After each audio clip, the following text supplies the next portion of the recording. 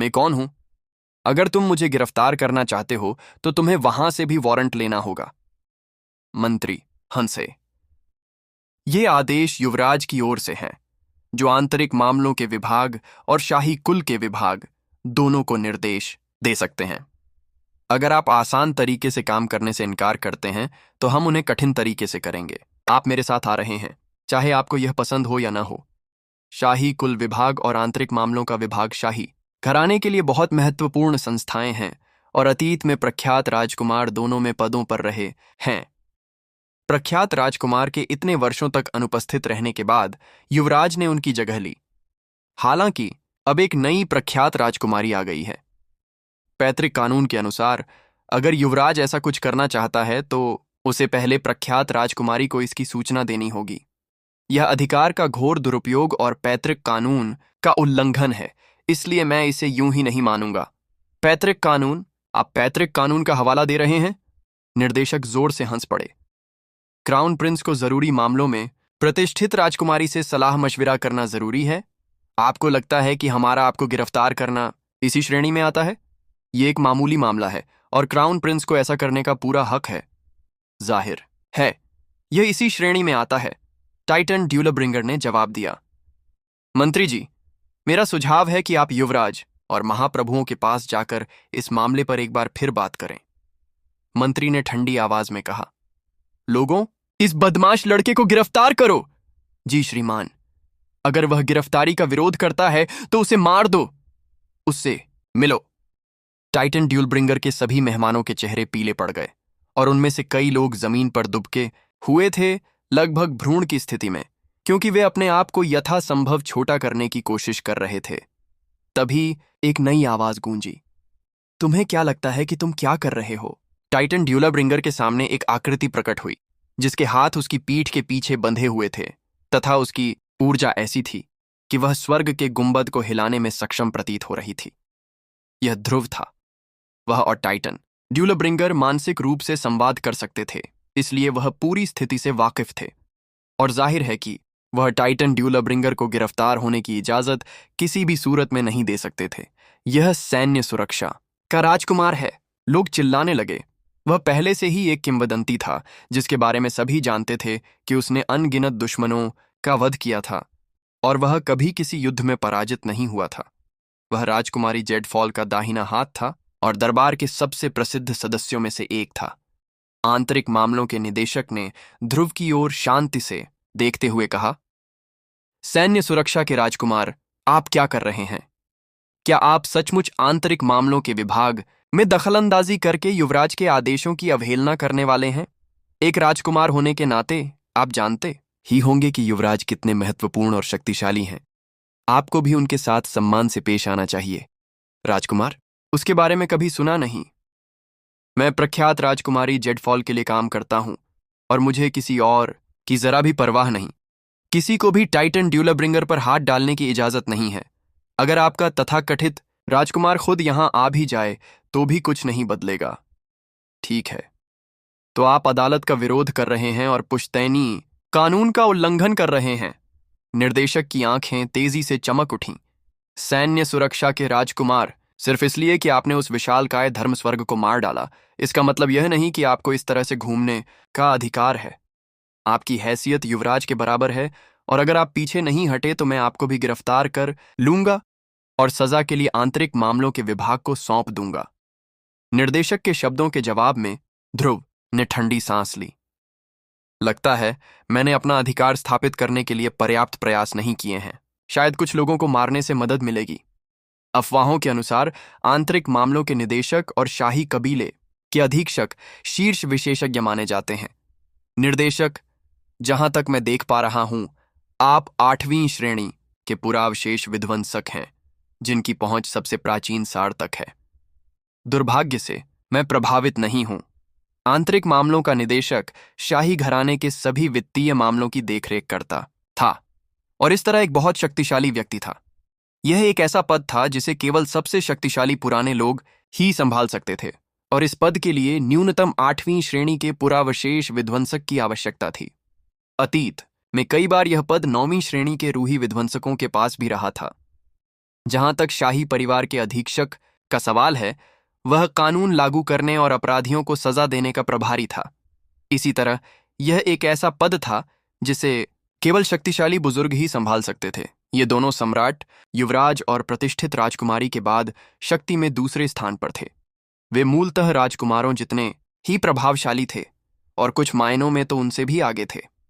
आखिरकार सभी राजकुमार शाही घराने के सदस्य थे, इसलिए यदि सम्राट उनमें से किसी को दंडित करना चाहता था तो आंतरिक मामलों का विभाग और शाही परिवार का विभाग ऐसा करने में अग्रणी भूमिका निभाते थे। फिर भी ध्रुव आंतरिक मामलों के निदेशक की अवज्ञा कर रहा था। जाहिर है वह आदमी इस बात से बहुत नाराज था। जहां तक उसकी बात थी, यह टाइटन ड्रैगन गार्ड एक नवनियुक्त राजकुमार था और उसका पद अस्थिर था। उसे इस तरह अवज्ञाकारी व्यवहार नहीं करना चाहिए था और उसे जरूर सबक सिखाना चाहिए था। मैं समझ रहा हूं कि यहां क्या हो रहा है, निर्देशक ने ठंडे स्वर में कहा। तुम्हें लगता है कि चूंकि तुम्हें प्रख्यात राजकुमारी जेडफॉल का समर्थन प्राप्त है, इसलिए तुम जो चाहो कर सकते हो। तुम्हें लगता है कि तुम यहां के कानूनों की अवहेलना कर सकते हो, तो फिर मुझे तुम्हें गिरफ्तार करना ही होगा और उसे यहां बुलाकर तुम्हारे साथ क्या करना है ये तय करना होगा। तुमने और टाइटन ड्यूलब्रिंगर ने आंतरिक मामलों के विभाग के अधिकारियों को रिश्वत देने के लिए सांठगांठ की थी और तुम इससे इनकार नहीं कर सकते। सबूत सबके सामने हैं, सूरज और चांद जितने चमकदार। सज्जनों, नीचे बैठ जाओ। जी श्रीमान। पहरेदार तुरंत पीछे हट गए, जिससे हवेली के बीच में एक खुला स्थान बन गया। ठीक है टाइटन ड्रैगन गार्ड, निर्देशक ने कहा। देखते हैं तुम्हारे पास क्या है। अब मुझ पर निशाना साधो, ये तुम्हारा आखिरी मौका होगा। ध्रुव ने आह भरी। कुछ लोग सचमुच खुद को मरवाना चाहते हैं। खैर, तुम मुझे दोष नहीं दे सकते। अगर तुम यही चाहते हो तो ठीक है। उसने अचानक हाथ बढ़ाकर अपनी उंगलियां फैला दीं, जिससे एक ऊर्जा क्षेत्र उभर आया। सारा आकाश और पृथ्वी कांप उठे और अंतरिक्ष काल अपने में सिमट गया। ईश्वरीय शक्ति का प्रस्फुटन हुआ। साथ ही एक अराजक आदिम आभा भी, मानो कोई महान देवता समय की नदी से निकलकर सभी प्रकार की बुरी और दुष्ट ऊर्जाओं का दमन करने के लिए उतर रहा हो। नश्वर जगत में उसकी सेनाओं ने हाल ही में धुंधले साम्राज्य पर विजय प्राप्त की थी और एक अत्यंत शक्तिशाली देव अवशेष प्राप्त किया था। ध्रुव द्वारा उसकी प्राणघातक देवत्व प्राप्त करने के बाद उसने उसे अपनी साधना को और आगे बढ़ाने और अपने एकमात्र ईश्वर के रक्त को और अधिक शुद्ध बनाने में सक्षम बनाया। इसके अलावा विध्वंसक स्तर तक पहुंचने में उसे कई महीने बीत चुके थे। इस दौरान उसने अपनी साधना पर कड़ी मेहनत की थी, आस्था शक्ति का और भी अधिक भंडार जमा किया था और भी अधिक सच्ची ऊर्जा संचित की थी। उसकी ऊर्जा कलाओं में निपुणता पूर्णता की ओर पहुंच गई थी और अब वह विध्वंसक के दूसरे चरण में प्रवेश करने के लिए तैयार था। वह अब हैंगिंग हेवन में प्राउड वारपेटन्स के साथ संघर्ष के दौरान की तुलना में काफी अधिक शक्तिशाली था। विज्ज, जब एक सच्चा विशेषज्ञ कार्य करेगा तो वास्तविक कौशल प्रदर्शित होगा। जैसे ही ध्रुव ने अपना हाथ बढ़ाया, आंतरिक मामलों के निदेशक का चेहरा उतर गया। वह पहरेदारों की एक पूरी टोली के साथ आया था, लेकिन इस पल वह बिल्कुल खुले में खड़ा था और अभी उसे ऐसा लग रहा था जैसे जिस जगह पर वह खड़ा था उसे दुनिया से हटाकर किसी और जगह रख दिया गया हो। ध्रुव से निकलने वाली तीव्र शक्ति से तथाकथित डेविल क्रशर्स घुटनों के बल गिर पड़े।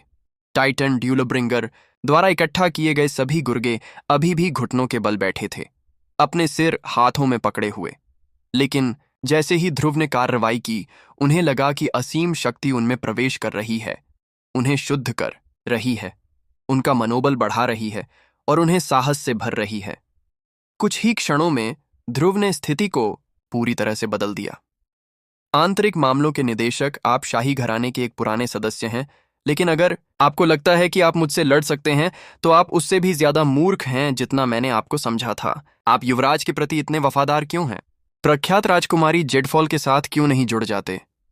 अगर आप ऐसा करते हैं तो आपका भविष्य असीम गौरव से भरा होगा, लेकिन अगर आप मुझसे लड़ेंगे तो आपकी सारी इज्जत चली जाएगी। मैं आपको एक मौका देता हूं, मेरे साथ जुड़ जाइए। प्रख्यात राजकुमारी जेडफॉल के प्रति अपनी वफादारी दिखाइए, वरना आपकी इतनी इज्जत चली जाएगी कि आप आंतरिक मामलों के निदेशक के रूप में काम नहीं कर पाएंगे। ध्रुव अभी भी अपना हाथ आगे बढ़ाए हुए था। उसकी 5 उंगलियां फैली हुई थीं।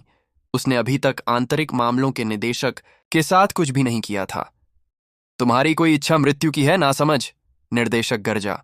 तुम्हारी हिम्मत कैसे हुई मुझे धमकी देने की? निर्वाण विनाश जिन स्रोत, सत्य शून्य ऊर्जा, ब्रह्मांडीय निर्वाण विनाश। गड़गड़ाहट, उसमें से सच्ची ऊर्जा फूट पड़ी, जिससे वह निर्वाण विनाश के देवता जैसा दिखने लगा। उसने बड़ी आसानी से ध्रुव द्वारा अभी अभी छोड़े गए सीलिंग जादू को चकनाचूर कर दिया। तरार ध्रुव की उंगलियां बल से पीछे की ओर खिंच गईं, जिससे ऐसा लग रहा था कि उसका हाथ किसी भी क्षण फट सकता है। यह क्या बकवास है? ठीक है, क्या तुम चीजें आसान तरीके से नहीं करना चाहते? हम उन्हें कठिन तरीके से करेंगे। तुम्हें पता चलने वाला है कि अपमान वास्तव में क्या होता है। टूट जाओ। ध्रुव की आंखों से असीम ईश्वरीय प्रकाश फूट पड़ा और उसने अपनी उंगलियां मुट्ठी में बंद कर लीं। चटक, क्रैश, गड़गड़ाहट गूंजी, मानो भूत प्रेतों और देवताओं का क्रोध मानव जगत में विनाश और अराजकता फैलाने के लिए उतर आया हो। शक्ति उमड़ पड़ी, एक ऐसी दिव्य शक्ति जिसका विरोध नहीं किया जा सकता था, और ईश्वरत्व और जादुई नियम वर्षा की तरह बरस पड़े ताकि सारा जीवन कुचल दिया जाए। आंतरिक मामलों के निदेशक इसका सामना नहीं कर सके। उनकी रक्षात्मक सच्ची ऊर्जा धूल में मिल गई और साथ ही उनके वस्त्र, कवच, अमर वस्त्र, आभूषण, साज सज्जा, जादुई खजाने और बाकी सब कुछ नष्ट हो गया। उनके पास एक देव वस्तु भी थी, लेकिन ध्रुव ने उसे नष्ट कर दिया। पलक झपकते ही आंतरिक मामलों के निदेशक पूरी तरह नग्न अवस्था में वहां खड़े रह गए। घुटनों के बल। मैंने तुम्हें कुछ सम्मान देने की कोशिश की, लेकिन तुमने मना कर दिया। क्या तुम्हें लगता है कि युवराज तुम्हारे साथ होने से तुम मुझसे लड़ने के लायक हो? मैं तुम्हें एक बात बताऊं, मुझे पता है कि तुमने मुझे पाने के लिए टाइटन ड्यूलब्रिंगर का इस्तेमाल करने की योजना बनाई थी, लेकिन दुख की बात है कि मैं तुम में से किसी से भी जरा भी नहीं डरता। धूर्त साजिशें और चालें तुम्हें मेरे साथ कहीं नहीं ले जा सकेंगी। अगर मुझे करना ही पड़ा तो मैं मौजूदा आंतरिक मामलों के विभाग को मिटा दूंगा और एक नया विभाग बना दूंगा। ध्रुव ने पुनः अपना हाथ हिलाया, जिससे दबाव बढ़ा और आंतरिक मामलों के निदेशक ने कर्कश स्वर में चिल्लाकर उन्हें घुटनों के बल बैठने पर मजबूर कर दिया। ये तो अपमान था, सरासर बेशर्मी भरा अपमान। ध्रुव ने उसे नंगा करके घुटनों के बल बैठने पर मजबूर कर दिया था। ये तो मौत से भी बदतर था। क्या डायरेक्टर, मुझे तो लगा था कि आपके पास अनंत जादुई शक्तियां और अद्भुत दिव्य क्षमताएं हैं। आप शाही राजवंश के सबसे वरिष्ठ सदस्यों में से एक हैं, फिर भी आप मेरे सामने नग्न और घुटनों के बल बैठे हैं। क्या क्या अभी क्या हुआ? मुझे मत बताओ कि टाइटन ड्रैगन गार्ड वास्तव में इतना मजबूत है। कितना बेशर्म, कितना दुस्साहस। वह सचमुच सभी कानूनों और सिद्धांतों की अवहेलना करता है, यहां तक कि स्वर्ग के भी। आंतरिक मामलों का निदेशक तो राजकुमारों से भी ज्यादा शक्तिशाली है। टाइटन ड्रैगन गार्ड द्वारा उसे इस तरह अपमानित करना शाही राजवंश के सभी रीति रिवाजों और कानूनों को चुनौती है। राजकुमारी जेडफॉल ने भी ऐसा कुछ नहीं किया होगा। कोई बात नहीं, वो बहुत ताकतवर है, बहुत ज्यादा ताकतवर। आंतरिक मामलों के निदेशक ने तो यहां सचमुच अपनी सारी इज्जत गंवा दी है। टाइटन ड्यूलब्रिंगर ने जिन गुर्गों को यहां बुलाया था, वे शुरू में आंतरिक मामलों के निदेशक से डरे हुए थे और भागने का कोई मौका ढूंढने की उम्मीद कर रहे थे। लेकिन अब जो नजारा उनकी आंखों के सामने था, वह पूरी तरह से भयावह था। टाइटन ड्यूलब्रिंगर का समर्थक अविश्वसनीय रूप से अविश्वसनीय था। बेहद क्रूर, बेहद हिंसक, बेहद दुस्साहसी। उसने सभी कानूनों और सिद्धांतों को चुनौती दी, रीति रिवाजों से लेकर नियमों तक सब कुछ बेरोक टोक रौंद डाला। अपना हाथ रोको। ठीक वहीं रुक जाओ दुष्ट प्राणी, तुम्हें तुरंत पीछे हट जाना चाहिए। तुमने पहले ही शाही घराने के कई नियम तोड़ दिए हैं। यह तो बहुत ही घिनौना है। इसकी महाप्रभु की उपाधि छीन लो और इसे जेल में डाल दो। सभी लोग मिलकर इस बदमाश को गिरफ्तार करें। हमें कानून और व्यवस्था बनाए रखनी है। उसी क्षण इच्छा की असंख्य धाराएं उस स्थान पर एकत्रित हो गईं और अनेक वर्महोल खुल गए। जाहिर है, कई विशेषज्ञ इस स्थिति पर नजर रखे हुए थे। और ध्रुव सचमुच हद से ज्यादा आगे बढ़ गया था। आंतरिक मामलों के निदेशक को जिस तरह से उसने अपमानित किया, वह इन लोगों को बर्दाश्त नहीं था। ये शाही रक्षक हैं, शाही घराने के असली पुराने लोग। इतने सारे हैं, इतने सारे शीर्ष विशेषज्ञ। हालांकि वहां मौजूद सभी गुर्गे मामूली थे, फिर भी वे अनुभवी और जानकार थे। उन्होंने शाही रक्षक दल को तुरंत पहचान लिया, जो शाही घराने के सबसे बुजुर्ग और ताकतवर सदस्यों से बना था, जो आमतौर पर टाइटन साम्राज्य में साधना करते थे और केवल बड़े खतरों या परिस्थितियों से निपटने के लिए ही बाहर आते थे। नष्ट हुआ। दिव्य इच्छा शक्ति की अनगिनत धाराएं ध्रुव पर बरसीं, फिर भी उसने परवाह नहीं की। उसने एक ईश्वर के हाथ की 9 मुद्राएं प्रकट कीं, जो चालों का एक ऐसा सटीक चक्र था जो दिव्य क्षमताओं में सबसे गहन था। दरार, एक अवरोध जो प्राचीन काल से मजबूत खड़ा था, अचानक टूट गया। ऐसा कहा जाता था कि एक ईश्वर का हाथ असीम प्रभु द्वारा शाश्वत रूही की प्राप्ति के साधन के रूप में बनाया गया था। यह सभ्यता की बेड़ियां तोड़कर नई सभ्यताओं का निर्माण कर सकता था, और यह बात विशेष रूप से तब सच होती थी जब यह एक ईश्वर के रक्त द्वारा संचालित होता था। जल्दी से आना। हर जगह चकाचौंध भरी रोशनी फैल गई, मानो शाही शहर के बीचों बीच एक सफेद गर्म सूरज जल रहा हो। उसी क्षण उसके विरुद्ध लगाई जा रही दैवी इच्छाएं और सच्ची शक्तियां नष्ट हो गईं। ध्रुव ने अकेले ही शाही रक्षकों के एक पूरे समूह के हमले को रोक दिया था। चकनाचूर। श्वेत तप्त सूर्य का विस्फोट हुआ और प्राण ऊर्जा की सभी अतिक्रमणकारी धाराएं नष्ट हो गईं। शून्य से घुरघुराहटें सुनाई दे रही थीं, क्योंकि जिन वृद्धों ने उन्हें छोड़ा था उन पर एक शक्तिशाली प्रहार हुआ। ध्रुव वाकई बहुत क्रूर था। अनगिनत दर्शकों के सामने उसने आंतरिक मामलों के निदेशक को नंगा कर दिया और उसे घुटनों पर बैठने पर मजबूर कर दिया। यह वाकई मौत से भी बदतर अपमान था। कई विशेषज्ञ गुप्त रूप से देख रहे थे, और उस महत्वपूर्ण क्षण में उन्होंने ध्रुव को कुचलने के लिए दिव्य इच्छा शक्ति भेजकर कार्रवाई करने का निर्णय लिया था। फिर भी एक ही वार में उसने हमले को विफल कर दिया। न तो दिव्य इच्छा शक्ति का एक कण भी उसे छू पाया, न ही किसी ऊर्जा कला, सच्ची ऊर्जा, दिव्य क्षमताओं या जादुई तकनीकों का। ध्रुव इस समय इतना शक्तिशाली था कि वहां मौजूद कोई भी व्यक्ति उसका मुकाबला नहीं कर सकता था, यहां तक कि शाही रक्षक दल के विशेषज्ञ भी नहीं। अचानक एक प्रकाश मंडल प्रकट हुआ, जिसने ध्रुव को सुरक्षा पूर्वक घेर लिया। फिर उसने अपनी दिव्य इच्छा की शक्तिशाली अभिव्यक्ति प्रकट की।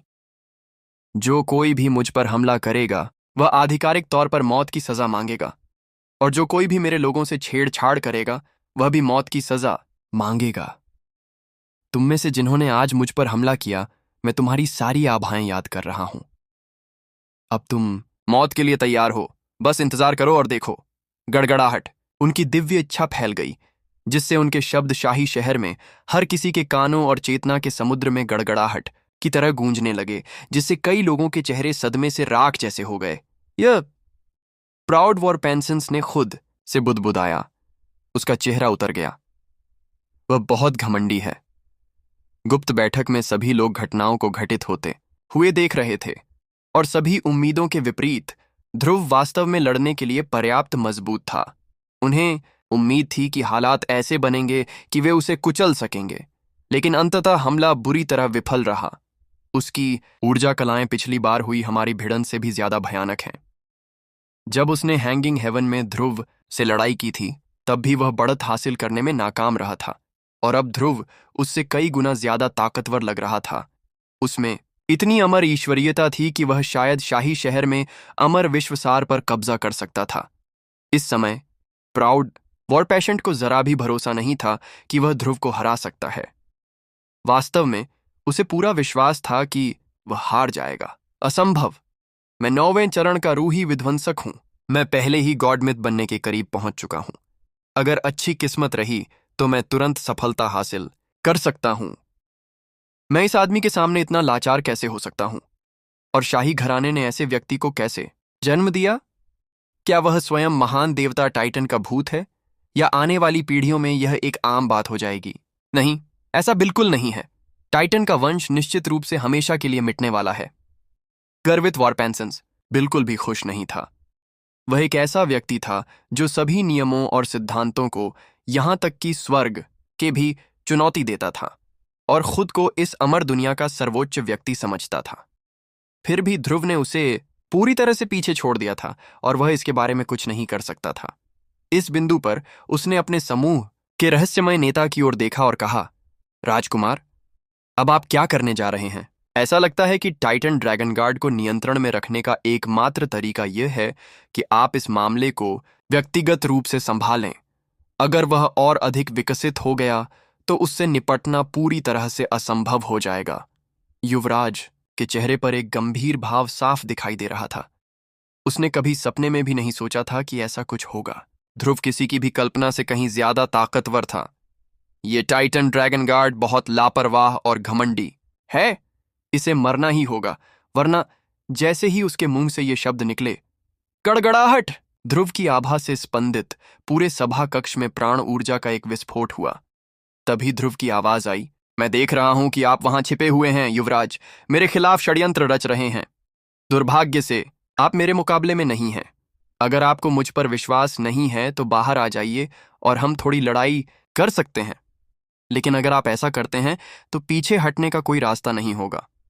मैं आपकी सारी प्रतिष्ठा भी छीन लूंगा और आपको पदच्युत कर दूंगा। आखिरकार शाही घराने में बहुत से योग्य व्यक्ति हैं। अगर एक युवराज हार जाता है तो दूसरा उसकी जगह ले लेगा। यह आप पर निर्भर है। क्या आप मेरी परीक्षा लेना चाहते हैं? वह जोर से हंस पड़ा।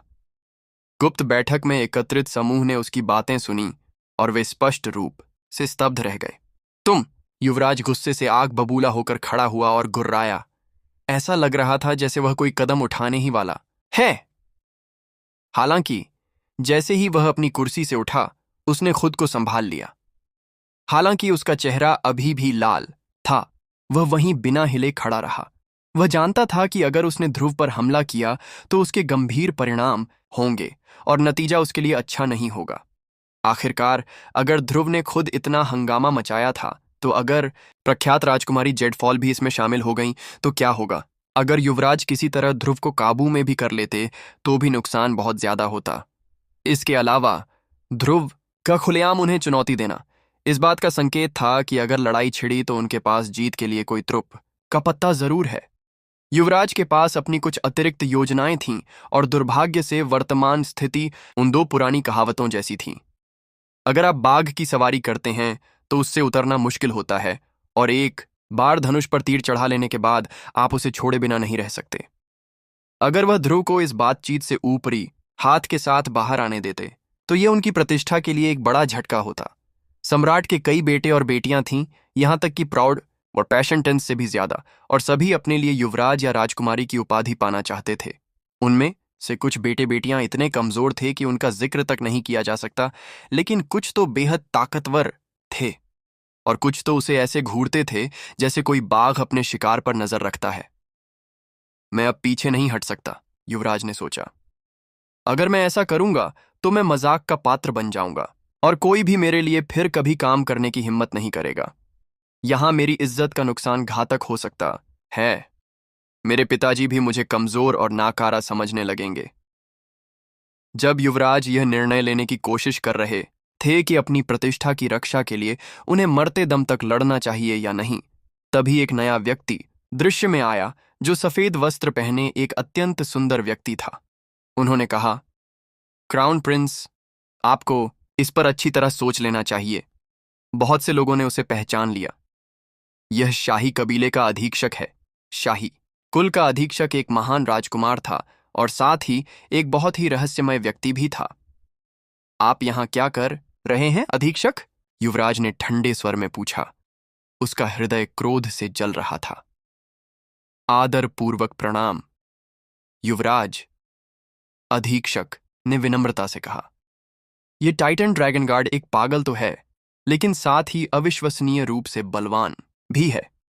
इसके अलावा उसके महल में शीर्ष विशेषज्ञों की एक पूरी सेना है। दरअसल मैंने सुना है कि उसके पास हजारों सैनिकों की एक सेना है और वे सभी अमर मार्कीज या उससे भी ऊपर के हैं। क्या? युवराज ने चौंकते हुए कहा। 10,000 सैनिक, सब अमर मार्क्वेस या उससे भी ऊंचे। प्राउड वॉरपैटियंस भी हैरानी से उछल पड़ा। यह कैसे संभव हो सकता है? अमर मार्क्वेस, यहां टाइटन सम्राट के स्वर्ग में सभी जमींदार हैं। वे शहरों या अन्य महत्वपूर्ण स्थानों पर शासन करते हैं। कोई उनकी सेना कैसे इकट्ठा कर सकता है हजारों की संख्या में? यह असंभव है। मेरे सूत्रों के अनुसार टाइटन ड्रैगन गार्ड ने हाल ही में लॉस्ट सिविलाइजेशन कंसोर्टियम के मेचफोल्क के साथ एक लेन देन पूरा किया है। उसने उन्हें अमर मार्क्वेस स्तर या उससे ऊपर के मेचाओं के एक समूह के लिए भारी रकम दी थी, और उन्होंने अपने महल से विशेषज्ञों का एक पूरा समूह सामान लेने के लिए बुलाया था। महामहिम ने मुझे टाइटन ड्रैगन गार्ड की हवेली में निगरानी के लिए जादू करने का आदेश दिया था, लेकिन उसने एक ऐसा मायावी क्षेत्र बना दिया जो उनके प्रभाव को नकार देता है। तभी अधीक्षक ने एक स्क्रॉल केस निकाला, जिसे खोलते ही पूरा सभा कक्ष प्रकाश से भर गया। यह एक ईश्वरीय वस्तु है, स्वर्ग का गहन पाताल लोक का वृत्तांत। युवराज की आंखें चमक उठीं। टाइटन ड्रैगन गार्ड को हल्के में नहीं लिया जा सकता। उसकी इच्छा शक्ति इस स्थान तक पहुंच सकती है। इसका मतलब है कि वह हमारी बातचीत सुन सकता है। इसलिए महामहिम ने मुझे यह हेवंस नेट प्रोफाउंड नेदरवर्ल्ड स्क्रॉल दिया ताकि हम कुछ न्यूज़ता पा सकें। देखिए, हालांकि टाइटन ड्रैगन गार्ड ने अपनी हवेली में वह मायावी क्षेत्र बनाया था, लेकिन शाही घराने के पास शक्तिशाली देव वस्तुओं तक पहुंच है। उदाहरण के लिए, हमारे पास टाइटन की आंख है, जो सचमुच एक देवता की आंख है। यह हमारे शाही घराने की नींव है, और इसकी सुरक्षा सुनिश्चित करेगी कि हमारा कभी नाश न हो। केवल एक गॉड मिथ ही आंख की पूरी शक्ति का उपयोग कर सकता है, लेकिन हम अभी भी इसकी कुछ वास्तविक ऊर्जा का उपयोग कर सकते हैं। ये सभी प्रकार के मायावी क्षेत्रों को भेद सकता है, इसलिए हमने देखा है कि उसकी हवेली में क्या है। उसके पास हर तरह के शक्तिशाली विशेषज्ञ वहां पहरा दे रहे हैं। यह एक आभासी ततैया का छत्ता है जो जरा सी भी उत्तेजना पर फट सकता है। अगर ऐसा हुआ तो शाही शहर के लिए यह पूरी तरह से विनाशकारी होगा। क्या मेरे पिता को यह सब पता है? युवराज ने गुस्से से आग बबूला होते हुए कहा। अधीक्षक मुस्कुराया। इतना खतरनाक इंसान शाही महल में हमारी जानकारी के बिना कैसे रह सकता है? बेशक सम्राट को पता है, और तुम कोई जल्दबाजी न करो।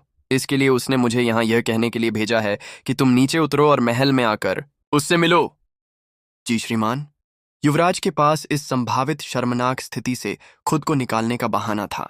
वह तुरंत अधीक्षक के साथ चले गए और पीछे कई अधिकारियों और मंत्रियों को अजीब नजरों से देखते रह गए। टाइटन ड्यूलब्रिंगर की हवेली में वापस आकर ध्रुव ने नग्न आंतरिक मामलों के निदेशक को, साथ ही सभी डेविल क्रशर्स को भी अंदर से निकाल दिया। चले जाओ, उसने ईश्वरीय इच्छा से कहा। अगर मैं तुम लोगों में से किसी को भी यहां फिर से देखूंगा तो मैं तुम्हें बुरी तरह पीटूंगा। यहां तक कि तुम्हारे पर्दे के पीछे के समर्थक भी मुझसे डरते हैं। तो तुम क्या करोगे? जाओ, अपने वरिष्ठों को रिपोर्ट करो और देखो कि आगे क्या करना है। ध्रुव की कार्रवाई, जिसमें उसने आंतरिक मामलों के निदेशक को नंगा कर दिया और घुटनों पर बैठने के लिए मजबूर किया, शाही शहर में बिजली की तरह फैल गई। सभी लोग, चाहे वे ऊंचे दर्जे के हों या निम्न, इस घटना से अचंभित थे। वे बेसब्री से यह देखने का इंतजार कर रहे थे कि शाही दरबार ध्रुव को इस खुलेआम कानून के उल्लंघन के लिए कैसे दंडित करेगा। लेकिन इसके बाद जो हुआ वह सभी की उम्मीदों से परे था। अदालत ने उसे कोई सजा नहीं दी, मानो यह घटना कभी हुई ही न हो। कुछ समझदार लोग जानते थे कि आंतरिक मामलों का निदेशक युवराज का समर्थक था, और उन्हें युवराज और ध्रुव के बीच एक बड़ी लड़ाई की उम्मीद थी। जल्द ही यह स्पष्ट हो गया कि राजकुमारी जेडफॉल को प्रतिष्ठित राजकुमारी का पद मिलने के बाद वह युवराज जितनी ही शक्तिशाली हो गई थी, और ध्रुव उसका सबसे विश्वसनीय सलाहकार था। अविश्वसनीय। मुझे यकीन नहीं हो रहा कि टाइटन ड्रैगन गार्ड ने इतने सारे शाही रक्षकों से लड़ाई लड़ी।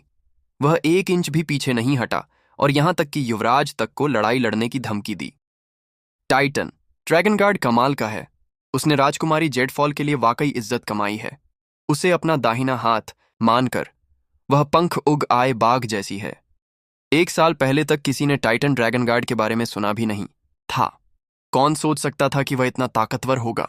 देखते हैं क्या होता है, इंतजार करते हैं। शाही अदालत उसे जरूर सजा देगी। आंतरिक मामलों के निदेशक का हश्र वाकई बहुत बुरा हुआ। जो हुआ उसके बारे में सोचकर ही डर लगता है। शाही शहर में हर कोई ध्रुव और आंतरिक मामलों के निदेशक या युवराज और राजकुमारी जेडफॉल के बारे में बात कर रहा था। ये साफ था कि दोनों के बीच एक बड़ा संघर्ष चल रहा था, जिसमें राजकुमारी जेडफॉल ने पहली बड़ी जीत हासिल की थी। युवराज जैसे महत्वपूर्ण व्यक्ति के लिए इस तरह का अपमान सहना बहुत बड़ी बात थी, और यह असंभव था कि वह कोई प्रतिक्रिया न दे। जब दरबार और आम लोग इस मामले पर चर्चा कर रहे थे, ध्रुव राजकुमारी जेडफॉल से उसके भवन में मिल रहा था। तुम तो कुछ ज्यादा ही आगे बढ़ गए, टाइटन ड्रैगन गार्ड, उसने कहा। वह उस समय से अलग दिख रही थी जब वह अपनी सेना को युद्ध में ले जाती थी। उसने सोने के धागों से कढ़ाई किया हुआ एक लंबा लबादा पहना हुआ था, जो उसके सुंदर रूप को और भी निखार रहा था। अब वह एक खूबसूरत जवान औरत की तस्वीर लग रही थी। अगर कोई मुझ पर हमला करने की कोशिश करता है, ध्रुव ने जवाब दिया, मैं बिजली की गति से पलटवार करता हूं। यह तथ्य कि मैंने आंतरिक मामलों के निदेशक को नहीं मारा, दया दिखाने के लिए पर्याप्त था। वह राजकुमारी जेडफॉल के सामने एक चाय की मेज पर बैठ गया, जिस पर राजकुमारी ने उनके आनंद के लिए एक के बाद एक कप चाय तैयार की। भाप से भरी चाय से आध्यात्मिक ऊर्जा निकल रही थी, जो हवा में फैल गई और अमर सारस, बादल, आकाशीय हवा, ड्रैगन, बाघ आदि का रूप ले लिया। यह ईश्वर अवतार चाय थी, जो टाइटन सम्राट स्वर्ग से नहीं बल्कि एक उच्च स्तरीय अमर दुनिया से आई थी, और यह महत्वपूर्ण ऊर्जा को मजबूत कर सकती थी और आनुवंशिक स्तर पर लाभ पहुंचा सकती थी। राजकुमारी जेडफॉल हंस पड़ी। तुम थोड़ी सख्त थीं, बस। तुम्हें पता है कि आंतरिक मामलों के निदेशक को युवराज का समर्थन प्राप्त है ना? हो सकता है कि वह अभी कुछ भी करने से बच रहे हों, लेकिन अगर उन्होंने सचमुच कोई कदम उठाया तो बात जल्द ही बिगड़ सकती है। युवराज धूर्त साजिशों और चालबाजियों से भरा हुआ है, और कभी कभी तो उसके शिकार उसके खुले तौर पर कदम उठाने से पहले ही भयानक अंत झेलते हैं।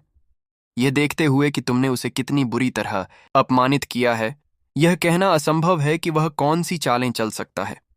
तुम्हें सचमुच सावधान रहने की जरूरत है। दरअसल यही वजह थी कि मैंने उसके लिए मुसीबत खड़ी की, ध्रुव ने जवाब दिया। देखिए, टाइटन ड्यूलब्रिंगर की गिरफ्तारी उसकी एक बड़ी साजिश का हिस्सा थी। अगर वो कामयाब हो जाता तो पूछताछ के दौरान टाइटन ड्यूलब्रिंगर से ली गई जानकारी के आधार पर तरह तरह के आरोप गढ़ सकता था। झूठे सबूतों के सहारे बड़े अपराधों का आरोप लगने से बेहतर है कि अदालत उसे थोड़ा ज्यादा दबंग होने की सजा दे। ओह, राजकुमारी जेडफॉल ने आश्चर्य से कहा। हालांकि एक पल बाद वह फिर मुस्कुराई। तो तुम्हारे पास राज जरूर है, क्या मैं सही हूं? तुम तो कहावत जानते हो, अगर किसी ने कोई गलती नहीं की है तो उसे रात में दस्तक से डरने की जरूरत नहीं है। जाहिर है मेरे अपने राज हैं, ध्रुव ने जवाब दिया। वह जानता था कि राजकुमारी जेडफॉल को हल्के में नहीं लिया जा सकता, और इस बात ने कि उसने ऐसा तमाशा खड़ा किया था, जरूर राजकुमारी को शक की निगाह से देखा होगा। वे राज क्या हो सकते हैं? क्या तुम मुझे उनके बारे में बता सकती हो? राजकुमारी जेडफॉल अभी भी मुस्कुरा रही थी, मानो कोई खेल खेल रही हो। मुझे हमेशा से यह अजीब लगता था कि शाही घराने में तुम्हारे जैसा कोई है। मैं पहले से ही कह सकती हूं कि तुम अंततः मुझसे आगे निकल जाओगी। दरअसल यह कुछ ही सालों में हो सकता है, हालांकि तुम इस बारे में मुझसे बेहतर जानती हो। सच कहो, सच कहो। मुझे यकीन नहीं हो रहा कि तुम्हारी कोई महत्वाकांक्षा ही नहीं है। क्या तुम्हारा लक्ष्य टाइटन सम्राट हेवन पर कब्जा करना है? उसने बिल्कुल सही कहा था। फिर भी ध्रुव को जरा भी डर नहीं लगा। चाय की चुस्की लेते हुए उसने कहा, राजकुमारी, तुम्हें क्या लगता है, क्या मैं कोई महत्वाकांक्षी व्यक्ति हूं? यह बताना वाकई मुश्किल है, उसने हल्की हंसी के साथ कहा। अगर मैं पक्के तौर पर बता सकती तो मैं ये सवाल क्यों पूछती? मुझे अपनी पहचान के बारे में सच क्यों नहीं बताती? तुम असल में कौन हो? मुझे लगता है कि तुम असल में कोई शाही कुल के सदस्य नहीं, बल्कि कोई रहस्यमय घुसपैठियां हो, और तुम्हारे पास जरूर कोई मास्टर प्लान होगा। वैसे मैंने तुम्हारी पहचान की जांच की है। टाइटन ड्यूलब्रिंगर के साथ जो हुआ उसके आधार पर मेरा अंदाजा है कि तुम असल में निचली दुनिया से हो, कोई रहस्यमय और शक्तिशाली, शायद सच्ची साधना की किसी पवित्र भूमि से। अगर तुमने कई ग्रहमंडलों पर विजय प्राप्त कर ली होती तो तुम्हारे पास भरपूर आस्था शक्ति होती, जो तुम्हारे बारे में बहुत कुछ बता सकती थी। क्या ऐसा हो सकता है कि तुम किसी तरह सेज मोनार्क महाद्वीप के नेता यांग क्यू से जुड़े हो। ओ, ध्रुव ने बहुत पहले ही मान लिया था कि निचली दुनिया में उसके कर्मों की बात अंततः फैल जाएगी, फिर भी उसका दिल अभी भी थोड़ा थोड़ा धड़क रहा था। हालांकि नश्वर जगत अमर जगत के लिए उतना महत्वपूर्ण नहीं था, फिर भी उसे उसकी संपत्ति माना जाता था। इसके अलावा कई ग्रह प्रणालियों में और कुछ विशेष रूप से खतरनाक स्थानों में देव अवशेष छिपे हुए थे, जो वास्तव में अमर जगत से कमजोर नहीं थे। और यह तो कहना ही क्या कि नश्वर जगत मूलतः नरकों के बीच एक बफर था। यदि नरक किसी अमर दुनिया पर आक्रमण करना चाहता है तो उसे पहले नश्वर दुनिया में अपनी राक्षसी शैतानों की सेना भेजनी होगी, और इसके विपरीत वहां पर अमर प्राणियों के अवशेष तथा देव शैतान प्रलय से बचे हुए खंडहर भी थे। टाइटन सम्राट का स्वर्ग बहुत बड़ा था, लेकिन ध्रुव को यह देखने में ज्यादा समय नहीं लगा कि वह कितना बड़ा है। इसके विपरीत नश्वर जगत इतना विशाल था कि ऐसा करना असंभव था। नश्वर संसार में आत्मिक ऊर्जा का अभाव था, लेकिन यह तथ्य कि यह नर्क और अमर संसार के बीच की बाधा थी, इसका मतलब था कि यह एक महत्वपूर्ण स्थान था जिसे नजरअंदाज नहीं किया जा सकता था। और यह तथ्य कि ध्रुव ने हाल ही में नश्वर संसार में रक्तपात का तूफान मचाया था, यह स्वाभाविक था कि अमर संसार के लोग इस पर ध्यान देंगे। राजकुमारी जेडफॉल, मुझे सच में हैरानी है कि आप नश्वर दुनिया के बारे में इतना कुछ जानती हैं। ये खंडहरों से भरी हुई जगह है और इसमें आत्मिक ऊर्जा की कमी है, और मैं यह सोचे बिना नहीं रह सकती कि अमर दुनिया को इसकी इतनी परवाह क्यों है। तुमने मेरे सवाल का जवाब नहीं दिया। क्या तुम ध्रुव हो? जैसे ही उसने उसकी ओर देखा, उसकी आंखों में सूर्य और चंद्रमा की छवियां चमक उठीं, मानो वह किसी विशेष रूप से शक्तिशाली ऊर्जा कला का उपयोग कर रही हो। हाँ, मैं ध्रुव हूं, वही जिसने उस दुष्ट दास बटालियन के अनगिनत सैनिकों का कत्लेआम किया था। टाइटन सम्राट हेवन का दुश्मन। मैंने शाही घराने में घुसपैठ की है और राजकुमार के पद तक पहुंचने में कामयाब रहा हूं। वह अपनी सफाई के लिए कोई न कोई कहानी गढ़ सकता था, लेकिन झूठ बोलने से कोई फायदा नहीं होता। इसके बजाय वह बस यूं ही बैठा रहा और सच बोल दिया। उसे उम्मीद थी कि आखिरकार उसकी पहचान उजागर हो ही जाएगी। उसने एक लंबी सांस छोड़ते हुए कहा, तो तुम सच में ध्रुव हो? मेरा शक अब आधिकारिक रूप से पुष्ट हो गया है। हालांकि एक बात मुझे समझ नहीं आ रही है, तुम्हारे अंदर इतना मजबूत टाइटन रक्त कैसे हो सकता है? ये सचमुच प्रामाणिक है? ये सच है? उस रक्त को गढ़ने या उसकी नकल करने का कोई तरीका नहीं है। अगर तुमने किसी शाही कुल के व्यक्ति को मारकर उसका रक्त अपने अंदर समाहित कर लिया होता तो भी सबूत जरूर बचे रहते। तुम्हारा टाइटन रक्त इतना अकल्पनीय रूप से शक्तिशाली है, यह किसी भी अन्य शाही कुल के व्यक्ति से ज्यादा शक्तिशाली है। खैर, यह मेरे एक राज से जुड़ा है जिसे मैं अभी तक छुपाऊंगा। और हां, तुम्हें कैसे पता कि मैं टाइटन के खून के साथ पैदा नहीं हुआ हूं? हो सकता है कि महान देवता ही हों जिन्होंने मुझे राजकुमार बनने तक पहुंचाया हो। इस पूरी बातचीत के दौरान ध्रुव शांत रहा, जिससे यह एक सामान्य बातचीत लग रही थी। स्पष्ट रूप से आश्चर्यचकित होकर राजकुमारी जेडफॉल ने कहा, अब जब मुझे पता चल गया है कि आप वास्तव में कौन हैं, तो आप क्या करने जा रहे हैं? मैं क्या करूंगा? कुछ नहीं। अब मैं एक राजकुमार हूं और सिर्फ तुम ही हो जो मेरी असली पहचान जानते हो। सच बताना तो अपनी ही बांह काटने जैसा होगा, है ना? मेरी मदद से तुम पहले से कहीं ज्यादा मजबूत हो और टाइटन सम्राट हेवन की मदद के लिए बहुत कुछ कर सकते हो। सच कहूं तो मैं भी यही सोच रही थी। उसने और चाय डाली, फिर बोली, लेकिन अगर मैं तुम्हारे बारे में सच्चाई उजागर कर सकती हूं तो युवराज भी कर सकते हैं। और मेरे पिता सम्राट का तो जिक्र ही नहीं, जो पूरे शाही घराने में सबसे रहस्यमय और अप्रत्याशित व्यक्ति हैं। मैं तो यही कहूंगी कि बहुत मुमकिन है कि उन्हें तुम्हारे बारे में पहले से ही सच्चाई पता हो। असल में हैरान करने वाली बात यह है कि उन्होंने इस बारे में कुछ नहीं किया। मैं समझ ही नहीं पा रही कि वो क्या सोच रहे हैं। ध्रुव ने सिर हिलाया। मैंने उस संभावना के लिए तैयारी कर ली है। जैसे जैसे मैं और मजबूत और शक्तिशाली होती जाऊंगी, मेरी पहचान उजागर होने की संभावना और भी बढ़ती जाएगी। दरअसल यह तो पहले से तय है कि ऐसा होगा। इस समय मुझे इसकी कोई परवाह नहीं है। मैं किसी भी परिणाम का सामना करने के लिए पूरी तरह तैयार हूं। तुम इतने ताकतवर हो? अगर तुम कोई गॉड मिथ नहीं हो तो अमर दुनिया तुम्हें कुचलने के लिए जरूर कोई ना कोई रास्ता जरूर निकाल सकती है। क्या तुम्हें इसकी चिंता नहीं है? मैंने सुना है कि तुम नश्वर दुनिया में दुष्ट शैतानों की सेनाएं बुला सकते हो। मुझे मत बताना कि तुम यहां भी ऐसा ही कर सकते हो। ध्रुव ने कहा, बाहर आओ और राजकुमारी जेडफॉल को शुभकामनाएं दो। गड़गड़ाहट। उसने अपनी उंगली हिलाई और एक छेद दिखाई दिया जो कई दर्जन मीटर ऊंचा था, जिसमें से 360 योद्धा प्रकट हुए। सभी मेचा पहने हुए और शक्तिशाली योद्धाओं जैसी आभा बिखेर रहे थे। पंक्तियों में खड़े होकर उन्होंने घुटनों के बल झुककर सलामी दी और कहा, प्रसिद्ध राजकुमारी, हमारा आदर। तुम्हें ऐसे योद्धा कहां से मिले? राजकुमारी जेडफॉल ने सदमे से कांपती आवाज में कहा, ये इतने शक्तिशाली हैं और ये दुष्ट शैतान तो नहीं है? नहीं, इनका आभामंडल अत्यंत शुद्ध और पवित्र है।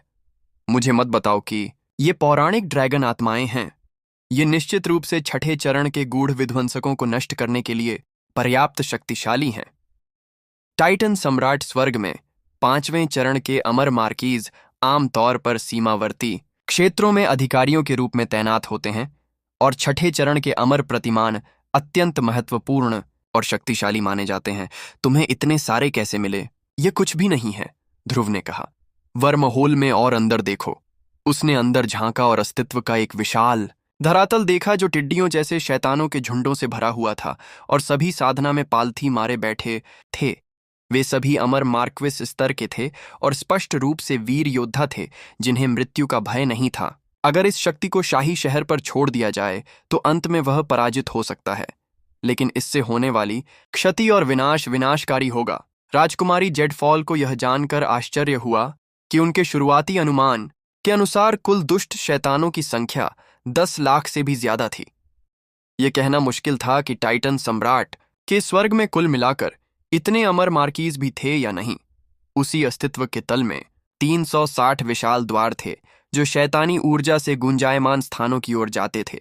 संक्षेप में वे नरक की ओर ले जाते थे। राजकुमारी जेडफॉल एक शक्तिशाली विशेषज्ञ थीं, 9वें चरण की रूही विध्वंसक जो गॉड मिथ स्तर के करीब पहुंच रही थीं। और एक बार जब वह अपने भीतर मौजूद पुनर्जन्म वाले की शक्ति को पूरी तरह से जगा लेती तो वह उससे भी ज्यादा शक्तिशाली हो जाती। लेकिन वह भी ध्रुव की सम्मानकर्ता की क्षमता से हैरान थी। कैसे? कितने शैतानों को तुम बुला सकते हो? उसने पूछा। जितने भी मैं चाहूं, उसने आत्मविश्वास से उत्तर दिया। देखो, शाही कबीले के विभाग ने मुझ पर जासूसी करने के लिए जादू टोना करने वालों को तैनात किया है और मैंने उन्हें यह दिखा दिया है। इसीलिए शाही दरबार ने मेरे साथ कुछ नहीं किया।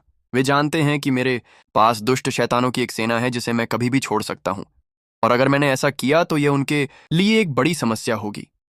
वे फूलदान टूटने के डर से चूहे को गोली मारने से हिचकिचा रहे हैं। और सच कहूं तो कुछ लाख अमर मार्कीज की सेना बुलाना मेरे लिए कोई बड़ी बात नहीं है। मैं लाखों बुला सकता हूं, करोड़ों करोड़ों। मैं हाल ही में विध्वंसक स्तर के पहले चरण में पहुंचा हूं और कुछ दिनों में मैं दूसरे चरण में पहुंच जाऊंगा। फिर मैं और भी शक्तिशाली दुष्ट शैतानों को जो छठे चरण में हैं बुला पाऊंगा। मेरे नियंत्रण में ऐसी सेना के साथ मैं शाही दरबार में लगभग सभी को नष्ट कर सकता हूं, केवल कुछ पुराने लोगों को छोड़कर। तो तुम क्या सोचते हो? क्या मुझे यहां किसी चीज से डरना चाहिए? जाहिर है नहीं, राजकुमारी जेडफॉल ने व्यंग्यात्मक मुस्कान के साथ उत्तर दिया। कोई आश्चर्य नहीं कि तुम चिंतित नहीं हो, लेकिन जब तुम इतने बलवान हो तो एक राजकुमार बनकर तुम क्या कर रहे हो? अपनी साधना पर काम करने के लिए 1-2 दशक के लिए कहीं चले जाओ और वापस आकर राजवंश को उखाड़ फेंक सकते हो। जैसा मैंने कहा, यह मेरा लक्ष्य नहीं है। मुझे अपने कट्टर दुश्मन प्राउड हेवन में दिलचस्पी है। मैं यहां मुख्यतः उसके बारे में जानकारी ढूंढने आया था। मैंने चारों ओर पूछताछ की है और जानता हूं कि वह बेहद शक्तिशाली है, लेकिन इससे ज्यादा कुछ नहीं। मुझे आप में भी दिलचस्पी है। देखिए, आप में कुछ ऐसा है जो मेरी साधना के लिए लाभदायक हो सकता है, और वास्तव में प्राउड हेवन भी शायद इसी कारण से आपके पीछे पड़ा हो। इसलिए आपकी मदद करके मैं उसे खुलेआम लुभाने का एक और तरीका अपना सकता हूं। हो सकता है कि गर्वित स्वर्ग मेरे पीछे पड़ा हो, उसने चौंकते हुए जवाब दिया। लेकिन वह हम सभी से कहीं ज्यादा शक्तिशाली और महत्वपूर्ण है। उसने मेरे जन्म से पहले ही पूरे टाइटन सम्राट स्वर्ग को बचा लिया था, और जब तक मैं पैदा हुई तब तक वह बहुत पहले ही जा चुका था। उसे मुझ में क्या दिलचस्पी होगी? सीधी बात है, उसे पता चल गया था कि टाइटन सम्राट हेवन के शाही घराने में एक पुनर्जन्म हुआ है। बस उसे ठीक से पता नहीं था कि वह कौन है। तुम वही पुनर्जन्म वाले हो। क्या तुम्हें यह पता था? तुम में अपार क्षमताएं हैं और अंततः वह तुम्हारे लिए वापस आएगा। मैं भी वैसा ही हूं। गर्वित स्वर्ग मुझे मेरी विशेष पहचान के कारण चाहता है। मैं एक भाग्यहीन हूं। देखो, हम दोनों में बहुत कुछ समान आए। पुनर्जन्म वाला, भाग्यहीन। राजकुमारी जेडफॉल ने यह शब्द कुछ और बार बुदबुदाए। कोई आश्चर्य नहीं।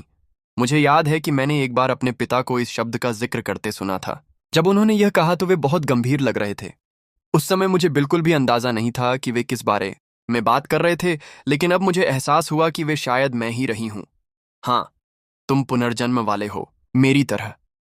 तुम भी ब्रह्मांड के चुनिंदा अनोखे लोगों के समूह से हो, जिन पर कुछ लोग नियंत्रण करना चाहते हैं, चाहे इसके लिए उन्हें कोई भी कीमत चुकानी पड़े।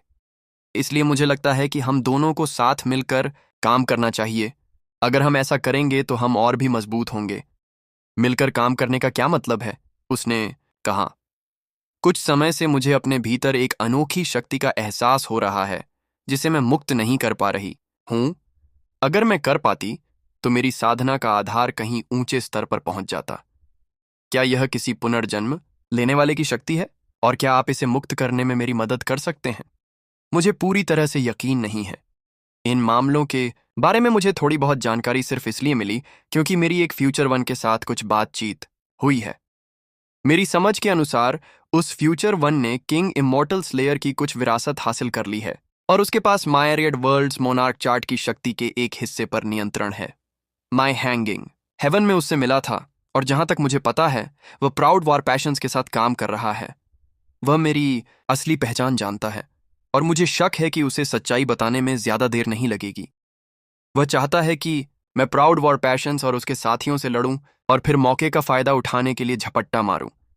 इस बात की बहुत संभावना है कि फ्यूचर वन को पता चल जाए कि तुम पुनर्जन्म वाले हो, जिसका मतलब है कि उसकी नजर भी तुम पर है।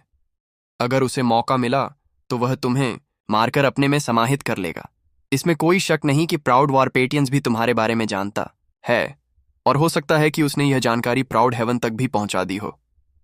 मैं कहूंगा कि तुम्हारा समय सीमित है। अगर तुम मुझसे नहीं मिले होते तो देर सबेर तुम प्राउड हेवन के हाथों में जरूर पड़ जाते। हम दोनों मिलकर भी उसका मुकाबला नहीं कर सकते, इसीलिए हमें एकजुट होना होगा। अगर हम ऐसा करते हैं तो हमारे पास आने वाले कष्टों से पार पाने का मौका होगा। इसके अलावा हम उस फ्यूचर वन को भी मार सकते हैं जिसका मैंने जिक्र किया था।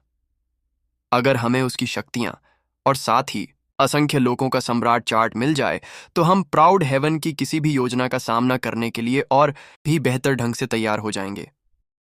मेरा लक्ष्य निश्चित रूप से उसे मारना और उसकी शक्ति का उपयोग ब्रह्मांड को हिला देने के लिए करना है। मैं एक के बाद एक अमर लोकों पर विजय प्राप्त करूंगा और हर जगह चमक और प्रकाश, जब तक कि मैं अंततः अमर सिंहासन तक नहीं पहुंच जाता। ध्रुव को यकीन था कि अगर वह और राजकुमारी जेडफॉल एक साथ आ जाएं और वह उसे अपनी शक्ति दे दें तो वह संभवतः कई सफलताएं हासिल कर सकता है। उसने जो तमाशा खड़ा किया था, उसके बाद इसमें कोई शक नहीं था कि उसके खिलाफ साजिशें रची जा रही थीं, और जल्द ही परछाई से कोई वार होगा। उसे समय आने पर उससे निपटने के लिए मजबूत होना जरूरी था। लंबे समय तक विचार करने के बाद राजकुमारी जेडफॉल ने अपना फैसला किया। ठीक है, तुम सही हो। हमारे पास गंवाने के लिए समय नहीं है। मैं पहले से ही 9वें चरण में हूं और मैंने अपने जेडफॉल रूही हृदय को सफलतापूर्वक विकसित कर लिया है, जो दरारों से ढका हुआ है। वे दरारें रूही विध्वंस का प्रारंभिक चरण है। हालांकि मुझे अगले उच्च स्तर तक पहुंचने और गॉडमिथ बनने के लिए अपने रूही हृदय को पूरी तरह से कुचलना होगा। शायद एक पुनर्जन्म वाले की दिव्य क्षमताओं को अनलॉक करना ही वह है जो मुझे अगला कदम उठाने के लिए चाहिए। हालांकि ध्रुव के साथ अपनी साधना पर काम करना जोखिम भरा होगा, लेकिन किसी कारण से उसने उस पर विश्वास किया। क्या तुम सच में सहमत हो? तुम चाहती हो कि मैं तुम में पुनर्जन्म वाले की शक्ति को अनलॉक करने की कोशिश करूं? ध्रुव थोड़ा हैरान था। क्या तुम्हें चिंता नहीं है कि मैं उस शक्ति को खुद के लिए लेने की कोशिश कर सकता हूं? मैं चरित्र का एक अच्छा निर्णायक हूं और मैं बता सकती हूं कि तुम ऐसा नहीं करोगे। वह मुस्कुराई। तुम निचली दुनिया में काफी प्रसिद्ध हो, इसलिए तुम्हारे बारे में जानकारी प्राप्त करना मुश्किल नहीं था। तुम उस तरह के व्यक्ति हो जो जानता है कि कब आभार दिखाना है और कब नाराजगी रखनी है। तुम ऐसे व्यक्ति नहीं हो जो तुम्हें खाना खिलाने वाले हाथ को काटेगा या जब लोग नीचे हों तो उन्हें लात मारेगा। सच है, उसने सिर हिलाते हुए कहा। फिर उसने गणना करने के लिए अपने भाग्य के पहिए का उपयोग करना शुरू कर दिया। उस मामले में, उसने कहा, हम तुरंत काम पर क्यों नहीं लग जाते? हम यहां एकांत में जा सकते हैं। अपने हाथ की एक लहर के साथ उनके चारों ओर सब कुछ बदल गया और ध्रुव को अचानक अपार अविनाशी देवत्व का एहसास हुआ। जाहिर है, वे अब किसी तरह की देव वस्तु के अंदर थे जो एक विशाल मोती जैसी थी। ये मेरी जेडफॉल उत्पत्ति मोती है, एक देव वस्तु जिसे मैंने अपनी यात्रा में प्राप्त किया। हालांकि मैं इसकी पूरी शक्ति का उपयोग नहीं कर सकती। यह साधना के दौरान हमें सुरक्षित रखने के लिए पर्याप्त से ज्यादा होना चाहिए। चारों ओर देखते हुए ध्रुव ने सोचा, वह कहती है कि वह मुझ पर विश्वास करती है, लेकिन वह अभी भी सतर्क है, वरना वह अपनी जेडफॉल उत्पत्ति मोती का उपयोग क्यों करना चाहेगी? ध्रुव ने सब कुछ एकदम सही ढंग से कह दिया था और राजकुमारी जेडफॉल को जीत लिया था। अब ऐसा लग रहा था कि वह आखिरकार एक पुनर्जन्म वाले की शक्ति और स्वभाव को देख पाएगा और शायद उसका खून उसके भाग्यहीन खून के लिए लाभकारी होगा। यदि यह काम कर गया तो दोनों ही बहुत तेजी से आगे बढ़ेंगे। ध्रुव पर कुछ हद तक भरोसा करने के बावजूद राजकुमारी जेडफॉल अभी भी सतर्क थी। इसलिए उसने अपना जेडफॉल ओरिजिनल पर्ल, एक देव वस्तु, बुलाया जो अब उसे और ध्रुव दोनों को घेरे हुए था। उसके मन में उस मोती में साधना करने से वह सुरक्षित रहेगी। ध्रुव को कोई आपत्ति नहीं थी। यह घटना उसके लिए कोई आश्चर्य की बात नहीं थी, क्योंकि राजकुमारी जेडफॉल कोई मूर्ख नहीं थी। वह एक क्रूर चरित्र थी जो किसी भी कारण से खुद को अविश्वसनीय खतरे में नहीं डालेगी। हालांकि उसने कहा था कि उसे उस पर भरोसा है, लेकिन उसका लापरवाह होना उचित नहीं था। ध्रुव को क्या पता था कि यह देव वस्तु उसके जितनी शक्तिशाली नहीं थी। अगर वह चाहता तो उसकी शक्तियों को अपने इस्तेमाल के लिए अवशोषित कर सकता था। हालांकि उसने राजकुमारी जेडफॉल को यह बात नहीं बताई। उसका उसके साथ कुछ भी बुरा करने का कोई इरादा नहीं था, बल्कि वह उसके साथ काम करना चाहता था। जेडफॉल की दुनिया में पीले झरने असीम हैं। अचानक जेडफॉल ओरिजिन पर्ल के भीतर पीले रंग की रोशनी की एक धारा प्रकट हुई, जो राजकुमारी जेडफॉल और ध्रुव दोनों को घेरने लगी। तभी मोती की गहराई में एक नदी प्रकट हुई, जिसकी सतह उफनती लहरों से ढकी हुई थी। राजकुमारी जेडफॉल नदी की सतह पर तैरती हुई आई और जैसे ही वह नीचे बैठी, उसके नीचे एक कमल का फूल खिल गया।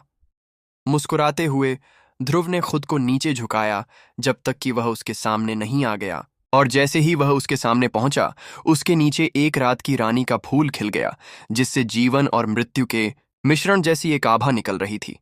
कुछ ऐसा जो रात की रानी के फूल की तरह किसी भी क्षण अस्तित्व में आ सकता था या मर सकता था। यह बेहद रहस्यमय था। जैसे ही ध्रुव बैठा, एक गगन भेदी गड़गड़ाहट उसके मुंह से निकली। उसने अपना हाथ मुट्ठी में भींच लिया, जिससे उसकी हथेली से बिजली की एक धारा फूट पड़ी। राजकुमारी जेडफॉल के चारों ओर बिजली प्रवाहित हुई तथा बिजली के रूपांकणों से ढके हुए सफेद रात की रानी फूलों के समूह में परिवर्तित हो गई। जब राजकुमारी जेडफॉल ने बिजली के रूपांकणों को देखा तो वह स्पष्ट रूप से चौंक गई। क्या यह कैसा बिजली का जादू है? मैंने ऐसा पहले कभी क्यों नहीं देखा? यह जीवन मृत्यु शून्य विनाश बिजली है, एक ईश्वरीय ऊर्जा कला से जिसकी मैं साधना करता हूं। सच कहूं तो यह ध्रुव की ऊर्जा कलाओं का एक और पहलू था जिसे उसने विध्वंसक स्तर पर पहुंचने पर प्राप्त किया था।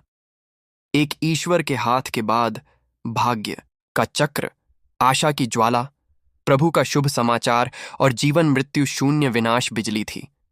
इस बिजली के एक ही बोल्ट से जीवन या मृत्यु का निर्धारण हो सकता था। बिजली क्लेश और न्याय का प्रतीक थी। यह स्वर्ग की इच्छा का प्रतीक थी और किसी भी रूही तकनीक का जिसे चरम सीमा तक विकसित किया गया हो हमेशा इसमें शामिल होता था। और अब ध्रुव की नरक विनाशक गॉड मैमथ की शक्ति बिजली उत्पन्न करने के बिंदु पर पहुंच गई थी। निस्संदेह यह उस प्रकार की बिजली थी जो ब्रह्मांडों को नष्ट भी कर सकती थी और अनंत जीवन को जन्म भी दे सकती थी। आखिरकार हर चीज के आरंभ में कोई जीवन नहीं था, फिर बिजली गिरी। यही वह क्षण था जब जीवन की शुरुआत हुई और असंख्य जीव ब्रह्मांड में फैलने लगे। अब ध्रुव इस बिजली का उपयोग राजकुमारी जेडफॉल की पुनर्जन्म वाली शक्ति को जगाने के लिए कर रहा था। केवल वही व्यक्ति पुनर्जन्म ले सकता है जो जिया हो और मर गया हो और जिसके भीतर पुनर्जन्म की असीम शक्ति हो। ध्रुव अलग था। उसका कोई पूर्व जन्म नहीं था, न ही उसका भविष्य निश्चित था। वह एक भाग्यहीन था जो समय और भाग्य की अनंत धाराओं में कहीं और मौजूद नहीं था। ऐसा लगता था मानो वह किसी शून्य में विद्यमान था, एक ऐसा व्यक्ति जो दृश्य में प्रकट हो सकता था लेकिन जिसका कोई पूर्व जन्म नहीं था और जिसका कभी पुनर्जन्म नहीं हुआ था। पुनर्जन्म लेने वाले लोग अलग थे। वे ऐसे लोग थे जो अतीत में अत्यंत शक्तिशाली प्राणी थे, जो कई बार मरकर पुनर्जन्म ले चुके थे। वे ऐसे लोग थे जिन्हें देवताओं ने मुहर लगा दी थी और जो अपनी स्मृतियों के जागृत होने का इंतजार कर रहे थे। अभी ध्रुव ये जानने की कोशिश कर रहा था कि पुनर्जन्म लेने वाली राजकुमारी जेडफॉल वास्तव में किस तरह की व्यक्ति थी। स्थिर रहो, उसने कहा। मेरी जीवन मृत्यु शून्य विनाश बिजली को अपने भीतर प्रवेश करने दो और देखो कि क्या यह तुम्हारे भीतर पुनर्जन्म की शक्ति जगा सकती है। मैं तुम्हारी पुनर्जन्म शक्ति का कुछ हिस्सा ले लूंगा, लेकिन साथ ही तुम्हें अपनी भाग्यहीन शक्ति का एक अंश भी दूंगा। यह संयोजन हम दोनों के लिए लाभदायक होगा, हमें नई ऊंचाइयों तक पहुंचाएगा। ध्यान रखना कि बिजली का किसी भी तरह से विरोध न करना, अन्यथा यह तुम्हें नष्ट कर देगी। ओह वाह, यह बिजली वाकई बहुत शक्तिशाली है।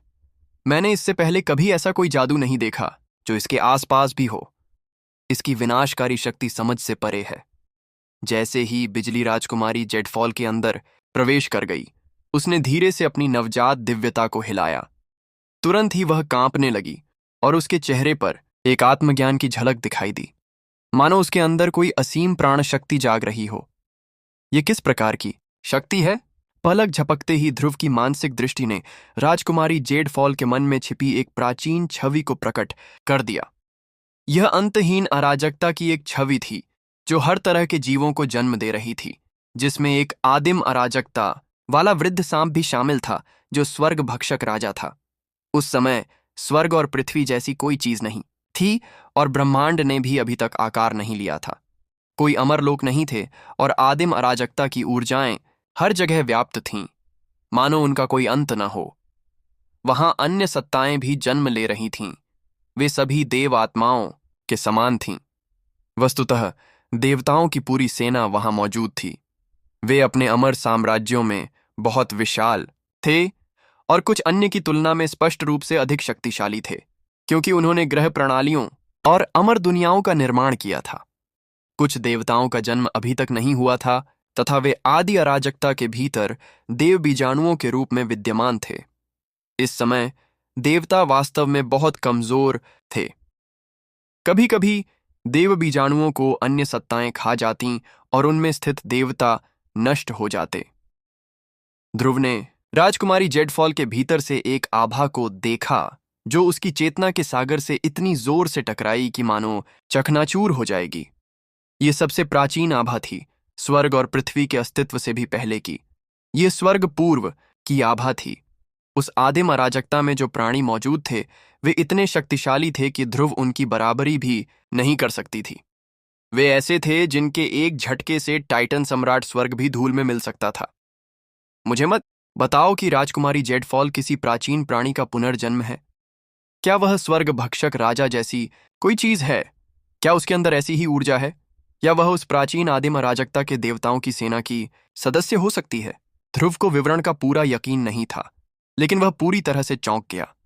स्पष्ट रूप से पुनर्जन्म लेने वाले की शक्तियां अपार थीं, जो समझ में आता था क्योंकि उनमें ब्रह्मांड और पुनर्जन्म से जुड़े रहस्य छिपे थे। ठीक है, मैं उसके अंदर की पूर्व स्वर्गीय आदिम अराजकता छवि की गहराई में थोड़ा और गहराई से जाऊंगा और देखूंगा कि क्या मैं राजकुमारी जेडफॉल का असली रूप जान सकता हूं। अगर मुझे इस तरह और जानकारी मिल जाए तो मुझे बहुत फायदा होगा। जब वह उस छवि को देख रहा था तो उसके अंदर जो रहस्यमयी पूर्व स्वर्गीय ऊर्जा प्रवाहित हो रही थी वह उसे बहुत सुखदायक लग रही थी, और वह महसूस कर सकता था कि उस छवि और उसके भीतर विद्यमान देवसेना के सार के बीच एक परिचितता थी। वाह! उसके माथे पर तेज रोशनी पड़ी जो गॉड लीजन सील से जुड़ गई, जो इस तरह से कंपन करने लगी मानो वह इस तथ्य से उत्साहित है कि ध्रुव को नया ज्ञान प्राप्त हो रहा था। उसके सिर के ऊपर असीम ड्रैगन प्रकाश प्रकट हुआ, मानो स्वर्ग के गलियारों का प्रक्षेपण। ऐसा लग रहा था मानो वह चमक और प्रकाश के किसी प्राचीन देवता में बदल गया हो, असीम महिमा से युक्त। यह अविश्वसनीय है, राजकुमारी जेडफॉल ने कहा। उनके चेहरे पर एक आनंदमय भाव था, जैसे ही वह अपने भीतर प्रवाहित हो रही शक्ति की अनुभूति में डूब गईं। उसी समय उनकी साधना का आधार शक्ति में बढ़ने लगा और उनके शरीर का एक एक इंच उप संरचनात्मक स्तर पर रूपांतरित होने लगा। उनकी हड्डियों में परिवर्तन के साथ पवित्र प्रकाश चमक उठा और साथ ही उनके सिर के ऊपर से अशुद्धियां बाहर निकल गईं, जहां वे वाष्पित होकर चीनी मिट्टी के रंग की मीठी ओस में बदल गईं, जो उन पर गिरकर उन्हें पवित्रता से नहला रही थी। धीरे धीरे लेकिन निश्चित रूप से उसके कपड़े फीके पड़ गए और वह नग्न हो गई। हालांकि उसे इसका पता नहीं था। अफसोस की बात है कि ध्रुव ने भी इस पर ध्यान नहीं दिया।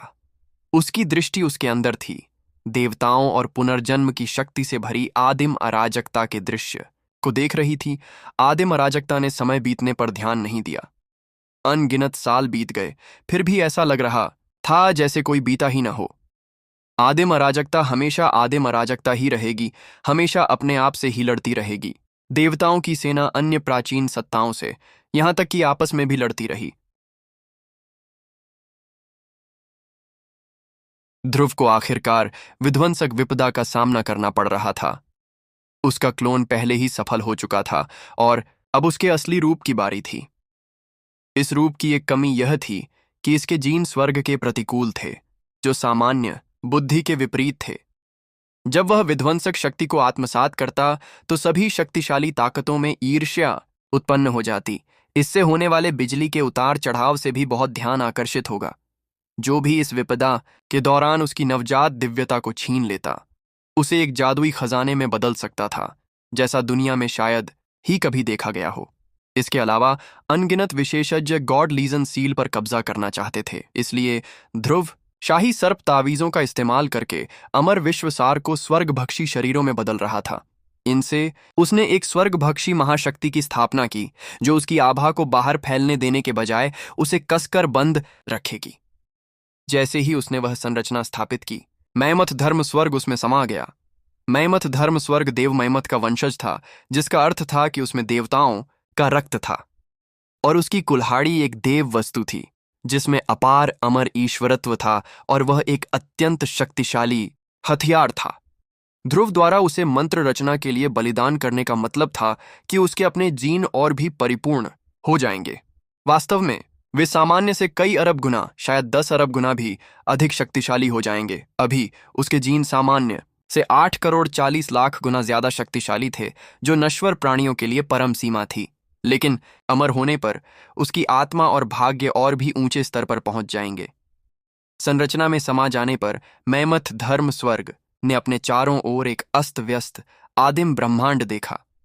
फिर उसने उस ब्रह्मांड के केंद्र में एक आदिम अराजकता से भरा ज्येष्ठ सांप कुंडली मारे बैठा देखा, जिसकी ओर वह धीरे धीरे खींचा जा रहा था। उस अजेय शक्ति को देखते हुए उसे तुरंत समझ आ गया कि क्या हो रहा है। आखिरकार राजा स्वर्ग भक्षक के तावीज धर्म स्वर्ग के रक्त के लिए अभिशाप थे। स्वर्ग भक्षक शरीर, स्वर्ग भक्षक राजा के शाही सांप तावीज। तो यही वह आदमी था जिसने शाही चाचा के 666 तावीज चुरा लिए थे। ये आदमी 10,000 बार मरने का हकदार है। स्वर्ग भक्षक राजा का सबसे बुनियादी पहलू यह कहावत थी कि सांप विशालकाय जानवरों को खा जाते हैं। वह विशालकाय जानवरों का खून पाने के लिए उन्हें खाना चाहता था। ध्रुव का असली स्वरूप भी उस प्राचीन ब्रह्मांड में मौजूद था और उसके चारों ओर अनगिनत अंतरिक्ष समय वर्महोल जीवित थे। हृदय शैतान, स्वर्ग शैतान, उड़ने वाले शैतान और अन्य जीव जंतु उस पर आक्रमण करने के लिए उमड़ पड़े, जिससे उसकी अपार शक्ति प्रकट हुई। तरह तरह के अनसुने कष्ट उस पर टूट पड़े, फिर भी आदिम अराजकता वाले ज्येष्ठ सांप ने उन सबको निगल लिया। विशाल धर्म स्वर्ग ने ऐसा पहले कभी नहीं देखा था। आखिरकार जिस शाही चाचा का उसने जिक्र किया था, वह भी राजा स्वर्ग भक्षक के तावीजों का इस स्तर पर इस्तेमाल नहीं कर सकता था। स्वर्ग भक्षण करने वाली भव्य संरचना को उसकी सीमा तक धकेला जा रहा था। बाहर से ऐसा लग रहा था जैसे ध्रुव किसी अराजक जादुई संरचना में लिपटा हुआ है, लगभग एक बवंडर की तरह। हैंगिंग हेवन के कोई भी राक्षस सैनिक जो उसके बहुत करीब पहुंच जाता, उस संरचना में गिरकर चीखते चिल्लाते मर जाता। कुछ शीर्ष विशेषज्ञों ने संरचना के भीतर बिजली गिरते हुए देखी, साथ ही ऐसे छेद भी देखे जिनसे स्वर्गीय महल, सुनहरे दीपक, अमर प्राणी, देव आत्माएं, विशाल आत्माएं, बिजली शैतान, बिजली के ड्रैगन, सांप और अन्य चीजें निकलती थीं। एक निश्चित बिंदु पर अमर दुनिया के सार ने शैतानों को दबाने के लिए एक शक्ति उत्पन्न की, जो स्वर्ग जैसी बिजली थी, जो विनाशकारी नदी की तरह मंत्र संरचना में प्रवाहित हुई। एक अमर दानव ने समझाया, अमर संसार की इच्छा शक्ति सहज रूप से राक्षसों का नाश कर देगी। शक्ति का वह स्तर अविश्वसनीय रूप से विनाशकारी होता है। एक और अमर दानव ने कहा, इस आदमी ने मैमथ धर्म स्वर्ग और उसकी प्रभुत्व की कुल्हाड़ी से लड़ने के लिए वह मंत्र रचना की है। मैमथ धर्म स्वर्ग में उस वस्तु से अपार ईश्वरीय शक्ति है, साथ ही उसके पास स्वयं ईश्वरीय मैमथों का रक्त है। वह दुनियाओं को नष्ट करने के लिए पर्याप्त शक्तिशाली है, इसलिए वह मंत्र रचना उसे रोक नहीं पाएगी। सब पीछे हट जाओ, इस जादू टोने में मत फंसना। जैसा कि तुम देख सकते हो, यह भयानक है और तुम में से जो भी इसके जाल में फंसेगा वह टुकड़े टुकड़े हो जाएगा। ऐसा लगता है कि यह अमर विश्वसार को सोखने के लिए पर्याप्त शक्तिशाली है। रुको, हम पीछे नहीं हट सकते, हमें उस आदमी को पकड़ना होगा। इलाके के सभी दानव सैनिकों को बुलाकर एक स्वर्ग दानव देव संहार महादलित दल तैयार करो। हम इसका इस्तेमाल अंदर घुसने के लिए कर सकते हैं, फिर मैमथ धर्म स्वर्ग के साथ मिलकर उसे मार सकते हैं। वह आदमी जाहिर तौर पर एक महान प्रतिभाशाली व्यक्ति है, इसलिए उसका खून मैमथ धर्म स्वर्ग के लिए बहुत मददगार साबित होगा। जब महामहिम एक उच्च अमर लोक में पहुंचेंगे तो मैमथ धर्म स्वर्ग नया सम्राट होगा, इसलिए अगर हम अभी उसकी मदद करेंगे तो आगे चलकर हमें बहुत फायदा होगा। जाहिर है सभी दानव सेनापति इस बात पर सहमत नहीं थे कि क्या करना है। फिर भी ईश्वरीय इच्छा से एक संक्षिप्त चर्चा के बाद वे एक समझौते पर पहुंच गए। आदेश पारित किए गए और दानव सेना ने संगठित होना शुरू कर दिया। ये प्राचीन मंत्र संरचनाएं थीं जिनका उपयोग अतीत के स्वर्ग दानवों ने देवताओं की सेना से लड़ने के लिए किया था, और अब उन्हें स्वर्ग भक्षण करने वाली महान संरचना को नष्ट करने के लिए स्थापित किया जा रहा था। संरचना के अंदर विशाल धर्म स्वर्ग जोर से हंस पड़ा। बहुत बढ़िया, वे स्वर्ग दानव देव संहारक महासंरचना स्थापित कर रहे हैं। स्वर्ग दानवों की असीम शक्ति देव आत्माओं को भी घायल कर सकती है, इसीलिए तुम इसे संभाल नहीं पाओगे। तुम्हारी संरचना नष्ट होने वाली है और फिर मैं तुम्हारा रक्त अपने उपयोग के लिए लूंगा। तुम्हें लगता है कि यह इतना आसान होगा? मैं चाहता हूं कि तुम इस संरचना के लिए ईंधन बनो, और तुम बनोगे भी। अगर 9 स्वर्गों और 10 पृथ्वियों से देवताओं की सेना और शैतानों का समूह भी आ जाए तो भी तुम्हारा भाग्य नहीं बदलेगा। जैसे ही ध्रुव संरचना के बीच में खड़ा हुआ, अनगिनत कष्टों की शक्ति को आत्मसात करते हुए उसे लगा कि एक आसन्न सफलता मिल रही है। अचानक सारी सृष्टि कांपने लगी, स्वर्ग भक्षण करने वाली महान संरचना के बल से नहीं, बल्कि इसलिए कि एक और भी अधिक शक्तिशाली क्लेश आने वाला था। यह कहना असंभव था कि स्वर्ग भक्षी भव्य संरचना से कितनी अनगिनत चमकदार रोशनी की किरणें निकलीं, जो घूमते हुए मानो एक अमर लोक या नर्क बन गई थीं। इस चमक में अंधकार और प्रकाश दोनों समाहित थे। प्रकाश अमर लोक थे और अंधकार नर्क। वे संरचना के भीतर ब्रह्मांड की अनंत रेत की तरह थे। क्रंच, ध्रुव की त्वचा पर दरारें फैल गईं। इस बीच विशाल धर्म स्वर्ग के चेहरे पर भय का भाव उभर आया और उसने कहा, नहीं, यह कैसा संकट है? यह तो बहुत बड़ा है। यह असंख्य लोगों का अनुनाद संकट है। पौराणिक कथाओं के अनुसार केवल सर्वशक्तिमान विशेषज्ञ जो अमर सिंहासन तक पहुंच चुके हैं उन्हें ही इस तरह के संकट का सामना करना पड़ता है। ये देवताओं के राज्य से है। ये यहाँ क्या कर रहा है? मुझे यहाँ से जाना होगा। मैं इस स्तर की शक्ति का सामना नहीं कर सकता। मुझे अपने साथ यहाँ मृत्यु में मत घसीटो। हमारे आसपास की दुनिया के सार के साथ अनुनाद अमर को मिटा सकता है। रा उम्बल! असंख्य अमर लोक और नरक प्रचंड शक्ति के साथ उतरे और विशाल धर्म स्वर्ग के शरीर को चकनाचूर कर दिया। पलक झपकते ही वह एक रक्तिम धुंध के अलावा कुछ नहीं रह गया और उसकी देव वस्तु कुल्हाड़ी धूल में मिल गई। ध्रुव की त्वचा की दरारों से खून बह रहा था, ऐसा खून जिसमें से अमर ईश्वरत्व झलक रहा था। फिर भी वह जरा भी चिंतित नहीं दिख रहा था। यह बहुत बढ़िया है। अजेय बनने के लिए मुझे इसी तरह की यातना से गुजरना होगा। मेरे जीन नष्ट हो जाएंगे और नए सिरे से बनेंगे और भी ज्यादा परिपूर्ण। सर्वोपरि धमाका! उसने अपनी दिव्य इच्छा प्रकट की और उसका मांसल शरीर अचानक रक्त के बादल में बदल गया। फिर भी उस मांस और रक्त में अपार जीवन शक्ति थी। वह शीघ्र ही एक विशाल मुख में परिवर्तित हो गया जो आगे बढ़ा और विशाल धर्म स्वर्ग और उसकी देव वस्तु के अवशेषों को निगल गया। 10,000 संसारों को खा जाओ! ध्रुव चीखते हुए आगे पीछे ऐसे घूम रहा था मानो वह अमर लोकों और नरकों को बाएं दाएं निगल रहा हो। पल भर में ही क्लेश का नाश हो गया और स्वर्ग भक्षक राजा के तावीज और भी मजबूत हो गए। इस बीच बाहर कई विशालकाय काले छिद्र खुल गए और उन राक्षस सैनिकों को अपने अंदर खींचने लगे जो अभी भी अपनी मंत्र रचना कर रहे थे। एक दानव अमर जनरल को इतनी बेरहमी से ब्लैक होल की ओर खींचा गया कि उसने अपना शरीर त्याग दिया और अपनी वास्तविक ऊर्जा, नवजात दिव्यता और आत्मा के साथ भागने की कोशिश की। लेकिन तभी आदिम अराजकता की एक विशाल जीभ ब्लैक होल से बाहर निकली और उसे अंदर खींच लिया।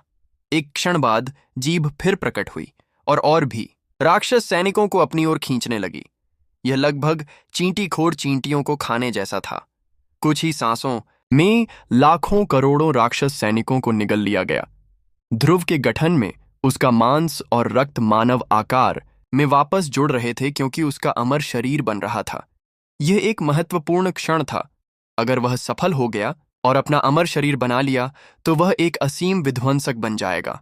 उस महत्वपूर्ण क्षण में कुछ अप्रत्याशित घटित हुआ। स्वर्ग भक्षण करने वाली भव्य संरचना के ठीक बीच में एक छेद खुल गया और एक पीला धब्बा दिखाई दिया। ध्रुव न केवल अपनी विपदा की आभा छिपाने के लिए स्वर्ग भक्षण करने वाली भव्य संरचना का उपयोग कर रहा था, बल्कि वह उनकी शक्ति को भस्म करने के लिए आदिम अराजकता वाले बड़े सांप का भी उपयोग कर रहा था। साथ ही साथ वह देव वस्तु और विशाल धर्म स्वर्ग की शक्ति को भी भस्म कर रहा था। जैसे ही वह सफलतापूर्वक रूपांतरण करने वाला था, एक बिन बुलाया मेहमान आ पहुंचा। उस अतिथि ने पीले वस्त्र पहने हुए थे। ध्रुव ने पहले ही स्वर्ग भक्षण करने वाली भव्य संरचना को काफी हद तक छोटा कर दिया था तथा इसकी शक्ति को इस तरह से केंद्रित कर दिया था कि इसमें प्रवेश करना किसी भी विशेषज्ञ के लिए घातक बन जाता। हालांकि पीले रंग का यह घुसपैठिया हाइपर डायमेंशंस को समझता और नियंत्रित कर सकता था, जो आमतौर पर देवताओं की सेना का क्षेत्र था। इसलिए उसे स्वर्ग भक्षण करने वाली भव्य संरचना की शक्ति से निपटने में कोई परेशानी नहीं हुई। ध्रुव को तुरंत एहसास हो गया कि उसकी शक्ति इस पीले रंग की आकृति को छूने के लिए पर्याप्त नहीं है, या यूं कहें कि पीले रंग के इस घुसपैठिए के पीछे एक ऐसी दुनिया की शक्ति थी जो उसके खिलाफ हमलों को बेकार कर देगी। पीले कपड़े पहने छोटे बालों वाला बच्चा, ध्रुव ने सोचा। उसे जो परिचित अनुभूति हो रही थी उससे वह अभिभूत हो गया। उसने अपना प्रभु नेत्र खोला और उस पीले नवागंतुक को देखा जो असंख्य विश्व सम्राट चार्ट से जुड़ी एक प्राण ऊर्जा की गेंद से ज्यादा कुछ नहीं लग रहा था। वह असंख्य विश्व सम्राट चार्ट की शक्ति का उपयोग कर रहा था। उनके पिछले संघर्ष के बाद पीले रंग का युवक असंख्य विश्व सम्राट चार्ट की गहराई में लौट आया था और एक रहस्यमय विरासत हासिल की थी जिसने उसे चार्ट की शक्ति पर अत्यधिक नियंत्रण दिया और उसे अमर हत्यारे की शक्ति की वास्तविक क्षमता को उजागर करने में मदद